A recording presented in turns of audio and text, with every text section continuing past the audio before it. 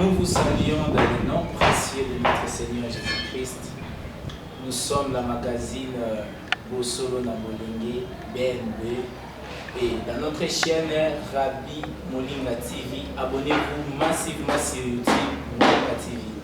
Et aujourd'hui, nous avons reçu l'homme de Dieu, le pasteur Samuel Mapata, le pasteur responsable de l'église de Christ pour les nations. Bonjour pasteur. Bonjour. Avec le pasteur aujourd'hui, nous allons parler d'un sujet très important pour tous les enfants de Dieu, les serviteurs de Dieu.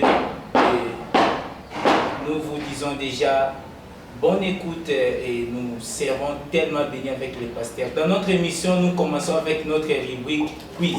Pasteur, dans notre rubrique quiz, vous allez nous donner en bref 3 réponses avec les 3 questions que nous allons vous poser. La première question est celle-ci.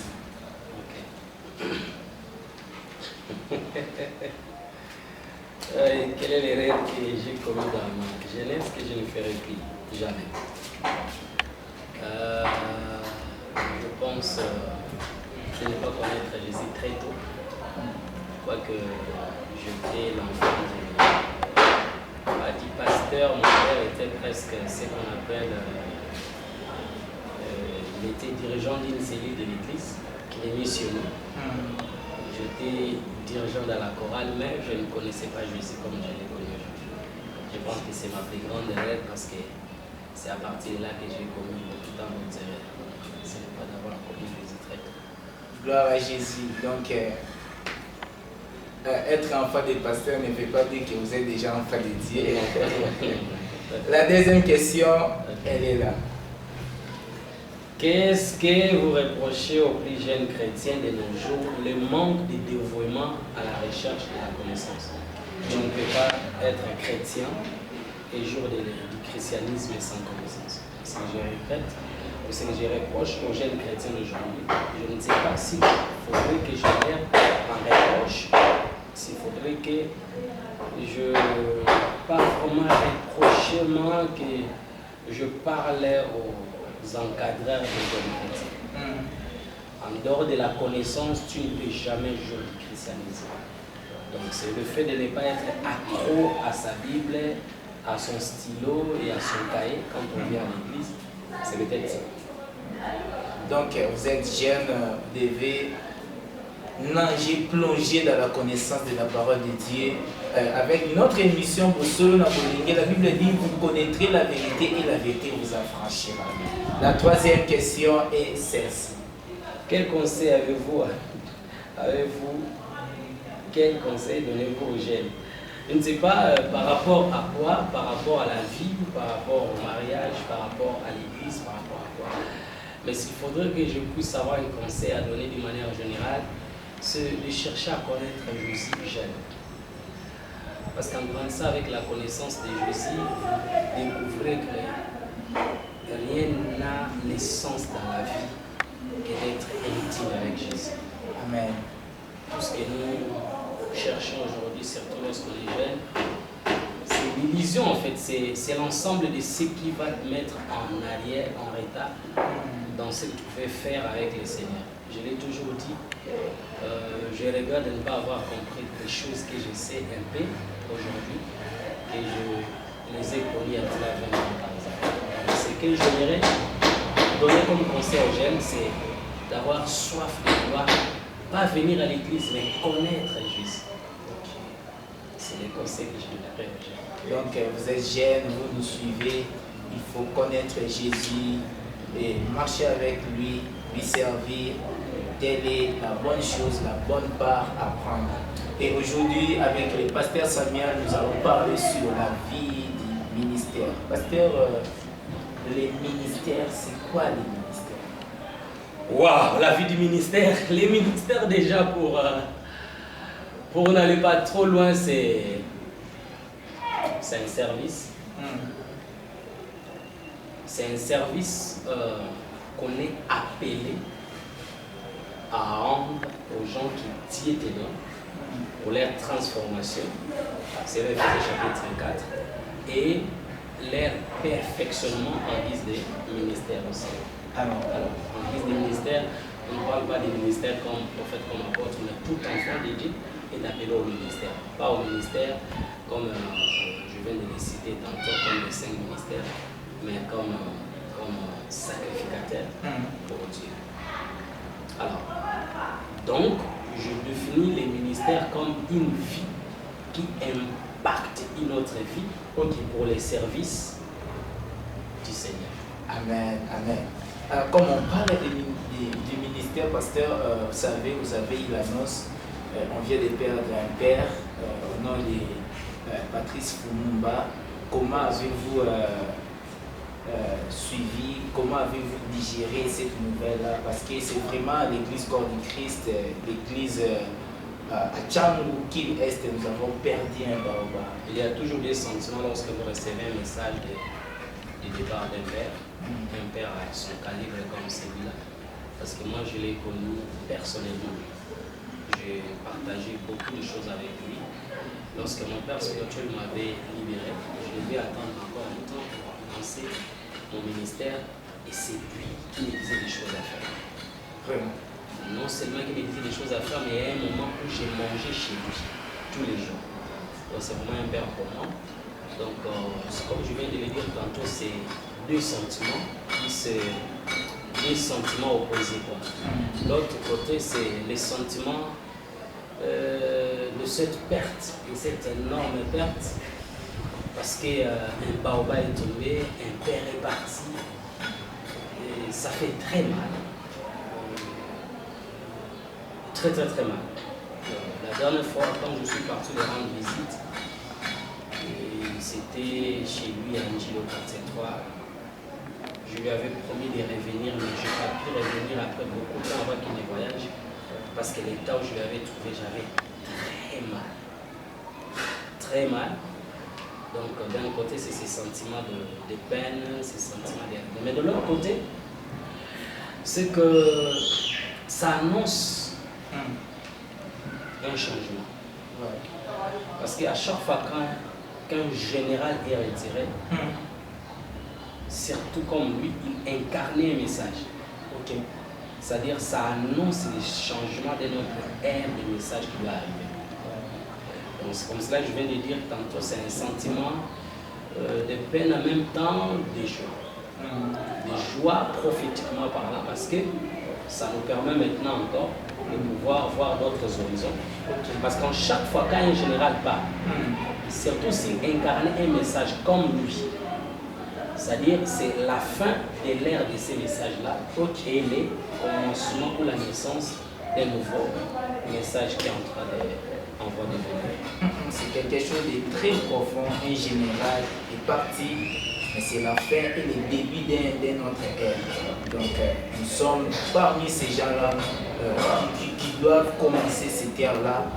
Pasteur, par rapport avec l'adresse au ministère, la première des choses dans les ministères, comment un chrétien, un enfant de Dieu, parce que vous avez parlé du ministère d'un enfant de Dieu comme état sacrificateur, tout enfant de Dieu, mais aussi du ministère du prophète, du pasteur, selon Éphésiens chapitre 4, verset 11.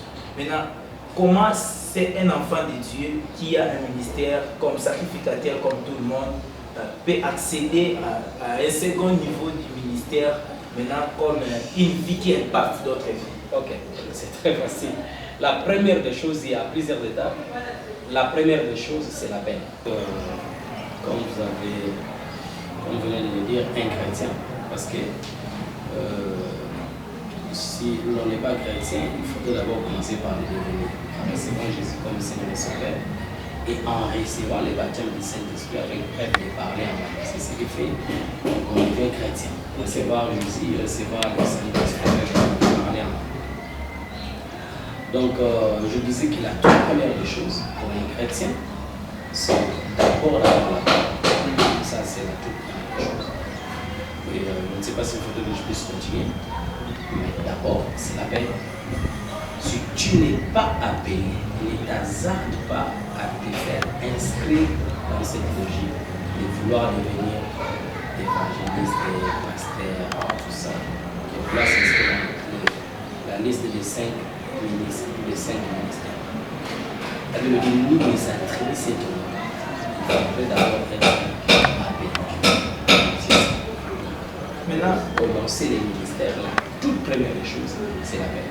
donc, la toute première des choses, après avoir reçu Jésus, et puis le baptême du Saint-Esprit avec preuve de parler la langue, c'est l'appel. Maintenant, pasteur, comment reconnaître que Dieu vous a appelé? C'est très facile. Nous avons beaucoup d'exemples dans la parole de Dieu. Je commence par l'Ancien Testament par exemple. Dieu appelle par la voix audible. Il peut appeler par la conjugaison des circonstances qui peuvent facilement être interprétées par un encadreur, disant que ça, ce sont les signes de l'appel. Mais même s'il fait ça, il finira toujours le même par te le confirmer. Il appelle aussi par des apparitions. Donc, je paraphrase Genèse chapitre 12. Il a appelé Abraham en lui disant des choses qu'il devait faire. Abraham l'a entendu comme nous sommes en train de parler. Lorsqu'il a appelé Samuel, tout jeune qu'il était, il ne savait pas quoi dire. Il a été orienté par son maître pour lui dire cette fois-ci, s'il t'appelle, voilà ce que tu dois dire. Il y a l'apparition de Jésus lorsqu'il y a eu l'appel de l'apôtre Paul. Mais j'aimerais souligner une chose, il y a des enseignements, des faux enseignements qui sont en train de venir. Cela prétendre dire qu'il y a, à chaque fois quand Dieu t'appelle, il y a des gens, surtout nous les francophones, nous allons ajouter, coller les mots, je ne sais pas pour chercher quoi. Oh, il y a un appel authentique, papa. L'appel, c'était l'appel. Nous ne sommes pas appelés pour être plus grands ou plus petits que les autres. Nous sommes appelés au service. D'ailleurs, celui qui va être grand, selon les principes de notre famille, qui se considère les plus petits de tous. D'accord? Alors, l'appel est un appel. Il n'y a pas un appel spécial, il n'y a pas un appel authentique. Non. Parce qu'il y a un enseignement selon lequel beaucoup de personnes ou beaucoup de jeunes se font, comment je pourrais dire, se font pris en leur disant que avant de reconnaître un appel authentique, il faut à tout prix que Jésus vous apparaisse. Non, ce n'est pas Bible. C'est pas Bible. La Bible dit aucune parole de Samuel n'a été donnée par lui. Est-ce que Samuel a connu des apparitions dans son appel? Est-ce qu'Abraham a vu des apparitions dans son appel? Parce que Josué l'a vu, lorsque Dieu l'avait appelé, il n'y avait aucune apparition. D'accord?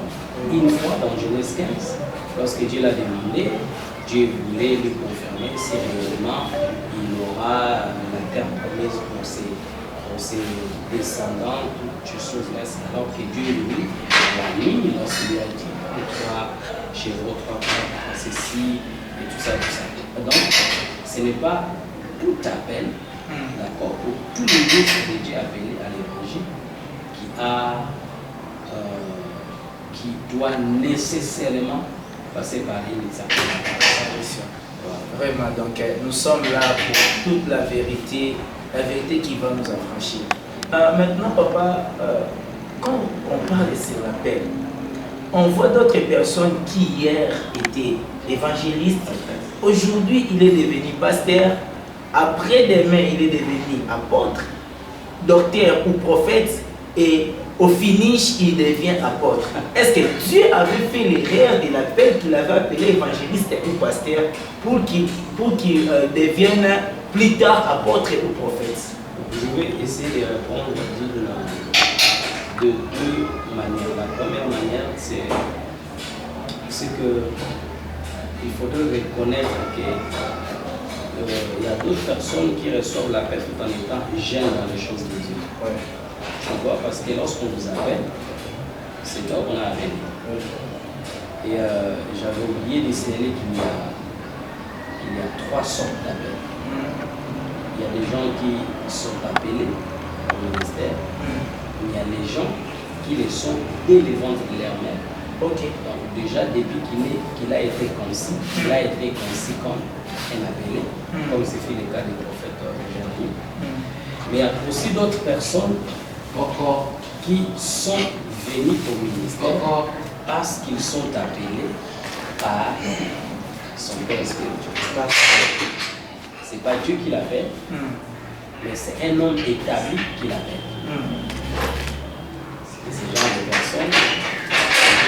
fidèles, ils servent Dieu, ils ont aussi de l'impact. Donc, ça fait les trois sortes, les trois différents. Alors, pour répondre vite à cette question, c'est que lorsque l'on est appelé trop jeune, l'on risque d'être instable dans son appel. Pourquoi? Dieu qui vient, qui dit à l'apôtre, bon, c'était trop clair. Et tu es appelé, et tu témoigneras devant les rois, devant l'apôtre. Déjà, l'apôtre Paul savait qu'il n'aura pas un ministère pastoral pour rester dans un seul apôtre. Donc, c'est plus facile de comprendre qu'il a été appelé comme apôtre. Mais ça, c'est la première chose. La première chose, je veux dire qu'il y a parfois cette jeune l'instabilité, en fait, cet appel qui peut paraître qu'on est encore parfois trop jeune dans les ministères, d'accord? On n'a pas encore la stabilité ou la maturité totale pour comprendre et maîtriser les choses, pour pouvoir enfin se dire non, moi je suis apôtre, non, moi je suis appelé dans ça, moi je suis appelé dans ça. Parce qu'il y a d'autres personnes qui sont appelées, par exemple, je connais un homme de Dieu, qui dans son appel, Dieu lui a dit, j'amènerai mes brebis autour de toi. Ils m'invoqueront, c'est par toi que je leur répondu. Bon, alors, je suis prophète, je suis évangéliste, je suis pasteur, je suis. Tu vois? Alors, c'est comme cela qu'il est important, après ton appel, d'être à côté d'un Samuel qui va finir par t'orienter. Je vais y arriver, mais avant cela, il y a un autre côté, c'est les côtés de la confusion des différentes grâces qui s'ouvrent lorsque l'on est dans l'exercice des ministères. C'est ce qui fait que quelqu'un peut commencer, il se voit prophète, ou il se voit docteur, mais il commence à manifester la partie prophétique. Du coup, il se dit non, je suis pasteur, docteur, ou je ne suis pas pasteur, je suis docteur.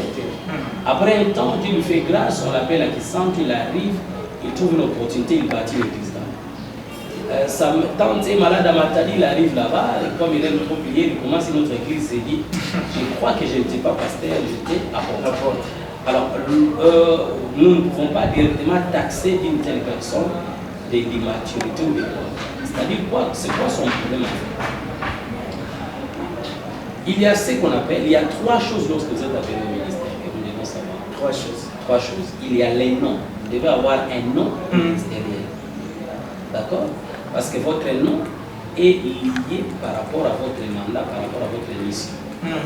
Ça, c'est très important. La deuxième des choses, ça c'est selon Jean chapitre 3, il y avait un nom dont le nom était Nicodème, qui était pharisien et qui était chef. La deuxième des choses, donc, c'est l'office. L'office, c'est à quoi vous êtes appelé. Avant, vous êtes appelé être pasteur.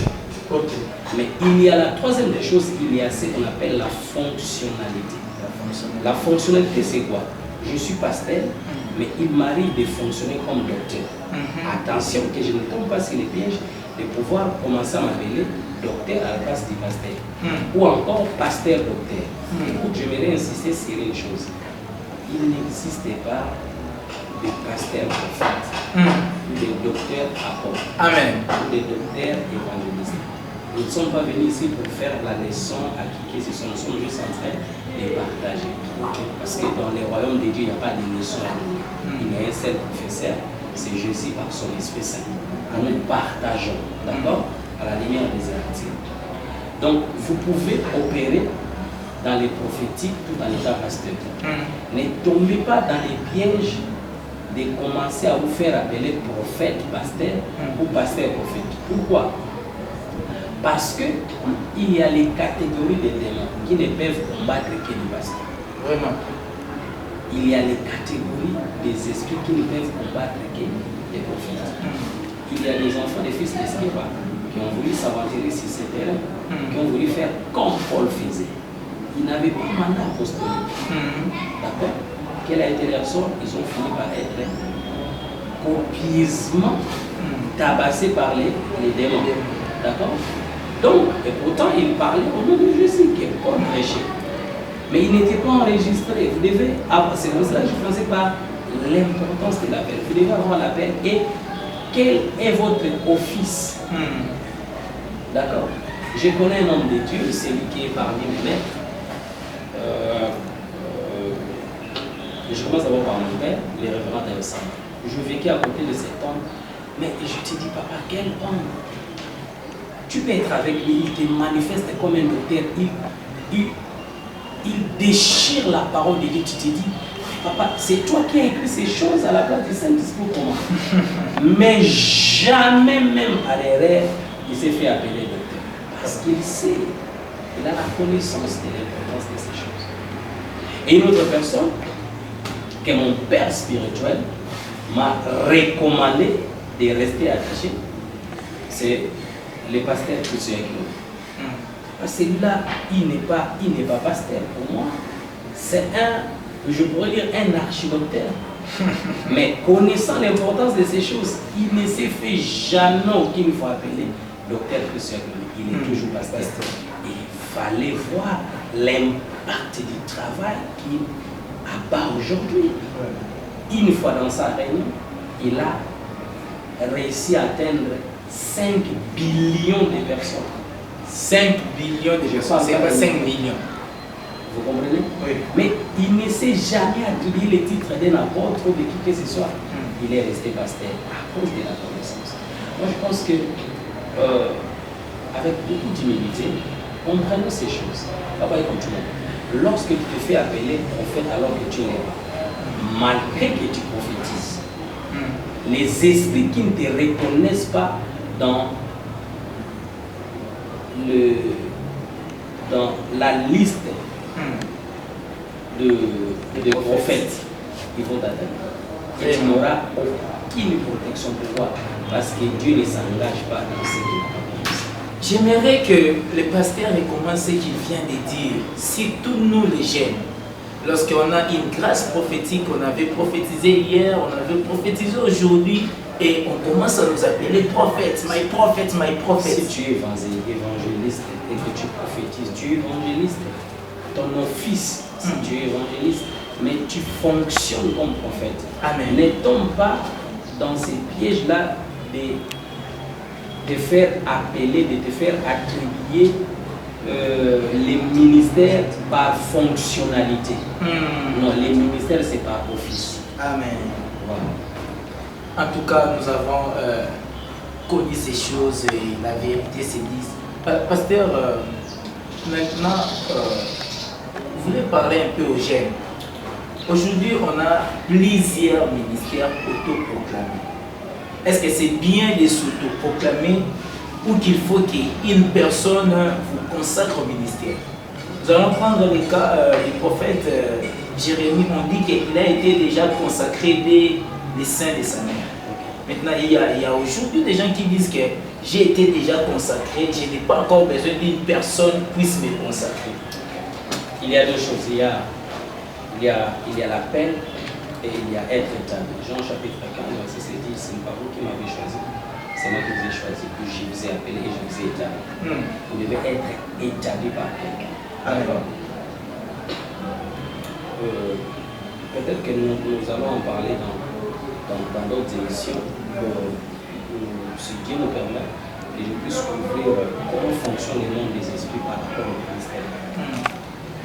Il y a certains combats qui ne se feront jamais référence sur toi, peu importe l'option. Ces combats réclameront les mandats de ton père. Les mandats de ton père. Jésus lui-même, Jésus qu'il était, il est arrivé à sa croix au Golgotha. Il cherche son père.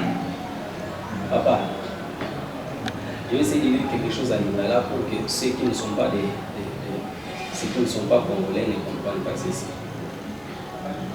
Salama seki na makambo. Salama seki na makambo. Remarquez une chose, nous avons un problème sérieux dans notre pays. Les résultats ne comptent pas pour les gens. Ce qui compte, ce sont des futilités, comme cette histoire de je ne peux pas être établi par quelqu'un. Écoute, j'ai toujours comparé le ministère comme une voiture. Vraiment. Qui a plusieurs petites pièces dans son moteur. Comment? Une fois vous enlevez une pièce, toute petite qu'elle soit, la voiture ne marchera. Vous ne pouvez pas vous autoproclamer. Vous allez rencontrer des esprits qui ne vous reconnaîtront pas. Ces esprits ne peuvent être soumis qu'à la prière de ton Père spirituel. Amen. Pas de ton Père de la foi. Ça, on va en parler. Parce qu'aujourd'hui, il y a des gens qui commencent à dire qu'il n'y a pas de Père spirituel, il y a que de Père de la foi. Ça, c'est quelle foi? La foi spirituelle. Si c'est la foi. Si la foi est un principe spirituel, donc on est Père spirituel. Là, il n'y a même pas. Il n'y a pas de... Donc, ces esprits-là ne feront référence à Dieu. Écoutez ce que les démons ont répondu au fils d'Esquel. Il est pour nous que nous sommes. Quel est votre attribut? Qui vous a établi?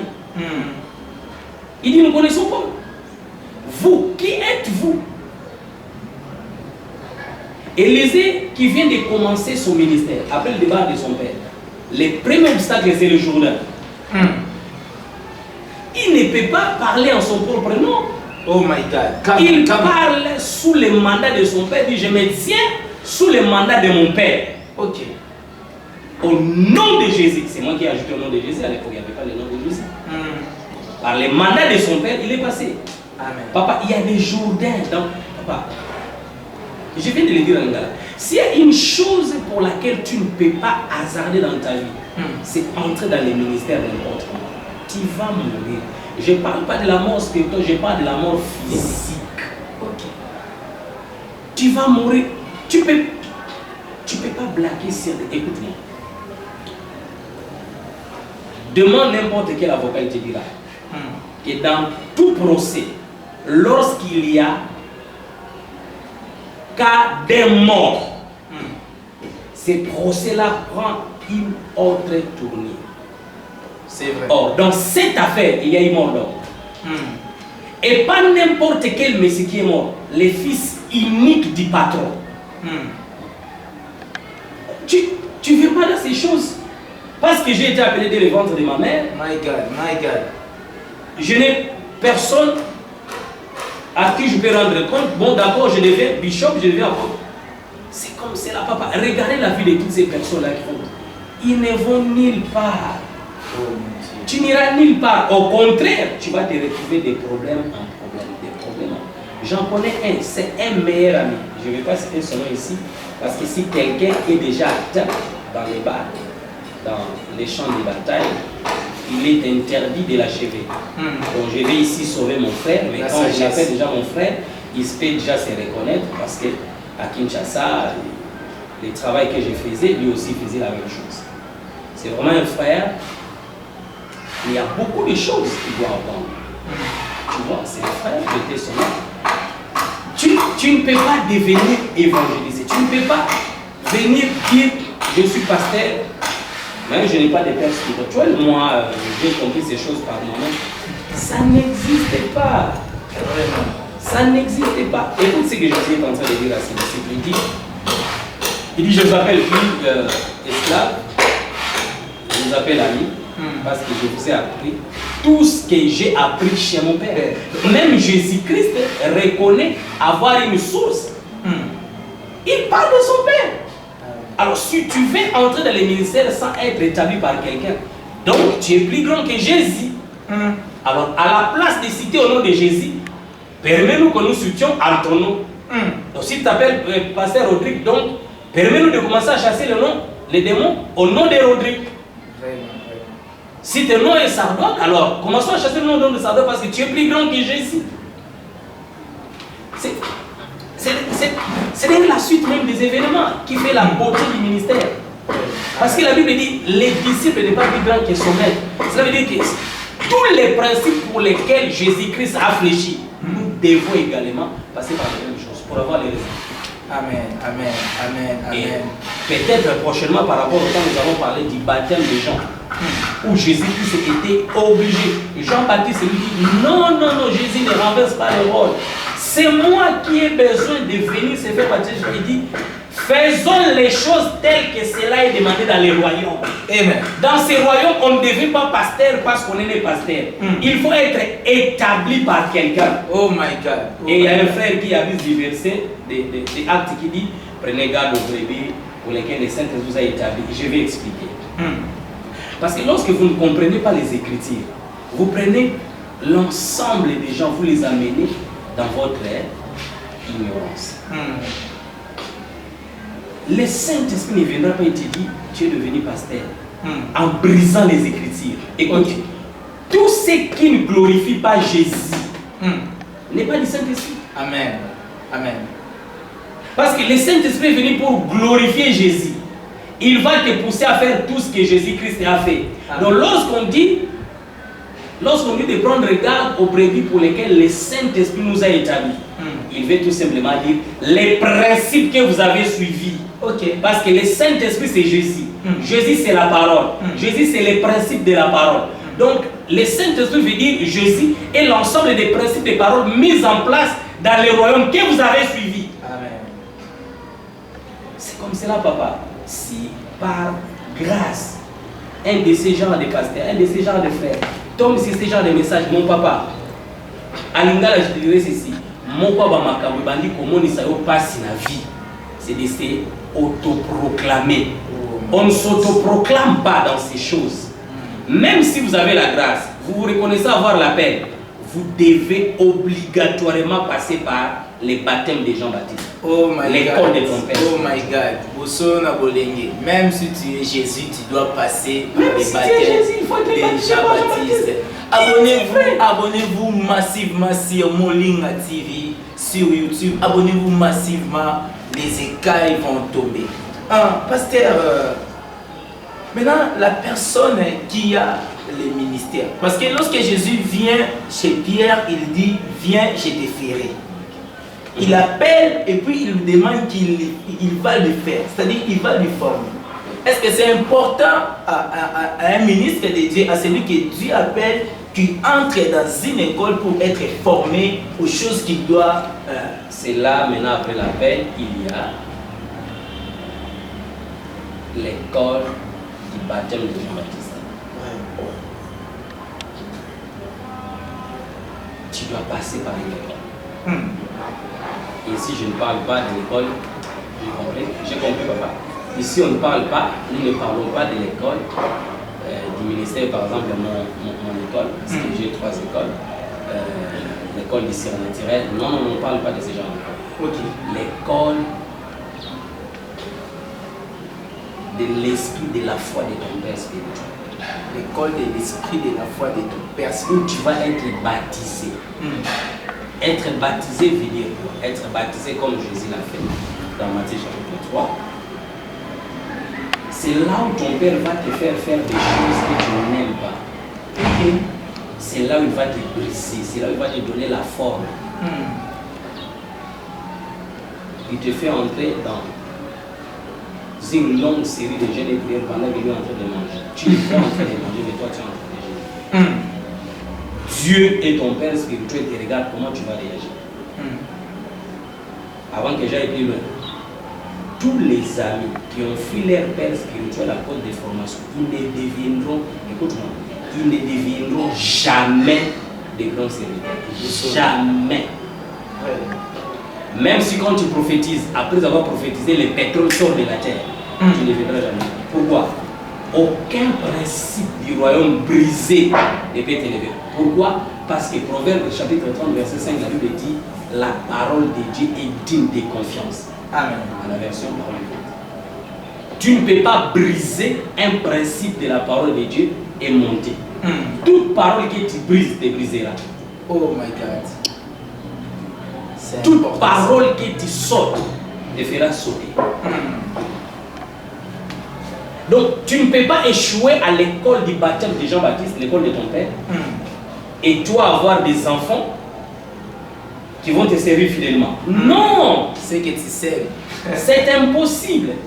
Et ne t'en fais pas. Peu importe, même si tu commences le ministère avec l'argent qu'on t'a envoyé, tu montes une chaîne de télé, tu montes une chaîne de radio, ça ne t'amènera nulle part, papa. Tu ne peux pas grimacer Dieu. We are talking about God, brother. Nous parlons de Dieu. Dans Psaume 99, la Bible dit Dieu est grand à Sion. Tu comprends? Tu n'influenceras personne. Tu n'iras nulle part. D'ailleurs, c'est ça les plus grands secrets de la réussite du ministère. Si tu réussis les baptêmes de Jean-Baptiste, les baptêmes de ton père, c'est caprice. C'est que les autres appellent Bankonaï. C'est humain. L'ensemble de comment est ton père spirituel, même s'il est ta mère, si tu réussis son école, papa, même si on t'envoie à Liban, tu vas impacter dans le ministère. Amen. C'est une question. Amen. Amen. Donc, nous sommes chers serviteurs.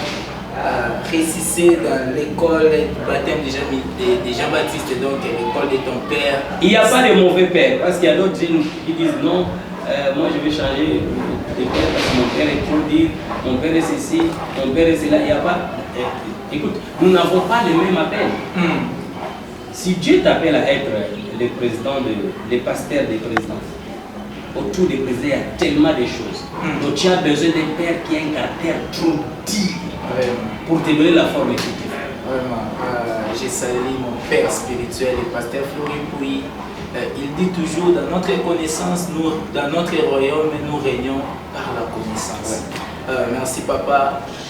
Pasteur, une dernière question. Les uns parlent de la consécration, tandis que les autres parlent de l'ordination dans les ministères. Que faut-il utiliser, la consécration ou l'ordination? En fait, tous ces mots, ce sont des organisations, je peux dire, mais si nous suivons ce que les apôtres ont vécu, les apôtres ont été établis. Aujourd'hui, par exemple, dans les pays anglophones, l'ordination ou la consécration, c'est ça? Tu as parlé de la consécration et de l'ordination. Les autres parlent de la consécration, les uns parlent de l'ordination. Mais la consécration, dans les faits, c'est la même chose. La consécration, comme le mot est en train de le dire, tu es consacré maintenant à cette tâche. Tu avais l'appel évangélique. Après le baptême de Jean-Baptiste, maintenant ton père te consacre dans le ministère. L'ordination, c'est comme maintenant tu es ordonné à commencer à faire ce sur quoi tu as été consacré. D'accord? Donc, et la consécration et l'ordination, il y a l'un qui complète l'autre. Mais je m'aimerais ajouter une chose. Pas pour autant dire négliger l'ordination, dire que les apôtres n'ont pas été ordonnés, tout ça. Mais dans d'autres pays comme plus des pays anglophones, ils ont commencé à simplifier les choses dans le christianisme, d'accord? Par exemple, comme tu viens de nommer ton père, mon père, tout le monde sait que je ne peux pas parler, je ne peux pas passer dans cette émission sans pourtant parler des détails au salon. C'est impossible. Comment il a été ordonné, comment il a été consacré. Il y avait une réunion des pasteurs, on était en train d'envoyer les gens en mission, il avait déjà son appel, mais il était serviteur sous Papa David Dépôt. Et Papa David Dépôt qui demande qui est dans ces bureaux-là. Lui, il était là en train de faire les services. À l'époque, il y avait des cassettes, il était en train de travailler sur les cassettes. Et on l'a appelé, qui est là? Il a dit, papa, c'est Dal. On l'appelle, dit, oui, qu'est-ce que tu fais ici? Oh, moi, je travaille dans le département de Médawé. Désormais, tu es devenu pasteur. J'ai lu, tu as ici, on l'a ordonné avec lui aussi. Au bureau. Dans une réunion, on était en train d'envoyer les gens en mission. Très bien. Et regardez son œuvre. Qu'est-ce que tu diras? Non, il n'a pas été consacré, il n'a pas été ordonné. Non. Lui dont on avait mis sur la tête pour reconnaître son ministère, c'était tous ces dont il avait besoin. Même dans la consécration, ce n'est pas la forme qui compte, mais c'est le fond. Qu'est-ce qu'on a fait sur toi? Qu'est-ce que ton père a dit sur toi? C'est ce qui compte. Gloire à Jésus, gloire mais à je ne Jésus. suis pas contre la consécration, ou encore moins contre l'ordination. Gloire à Jésus, restez toujours branchés sur YouTube, abonnez-vous massivement sur Moninga TV, votre magazine BNB au Solo na Bolingue. Nous serons toujours là pour Dieu de vérité. Nous serons toujours là pour bénir les peuples de Dieu. Abonnez-vous massivement, partagez la vidéo, partagez cette magazine et Dieu va nous bénir. Papa, un dernier mot par rapport à notre magazine, à notre émission d'aujourd'hui. Un dernier mot, qu'est-ce que vous pouvez dire aux jeunes? Que Dieu bénisse d'abord cette initiative de Boussolo, pas la politique, mais Boussolo dans Bolivie. Amen. Je vois que pour que tu ailles là, tu dois chercher à rencontrer Boussolo dans la politique d'Israël, qui n'est pas vraiment un ami, mais qui est une connaissance. Parce que quand on parle de Boussolo, on va directement Boussolo dans la politique. Je voudrais que tu le fasses, ça va te bénir, ça va bien t'écouter. Tu dis que moi je suis Boussolo dans la politique, mais chaque fois qu'on parle de Boussolo, c'est pas trop le de Boussolo dans la politique. Je suis venu avec mon point pour que tu bénisses parce que c'est bien comme le père de tous les Boussolo. Dieu bénisse Papa Israël. Donc, un dernier mot pour les jeunes, il n'y aura jamais de dernier mot. Un dernier mot pour cette émission. C'est qu'il n'y a pas plus. Il n'y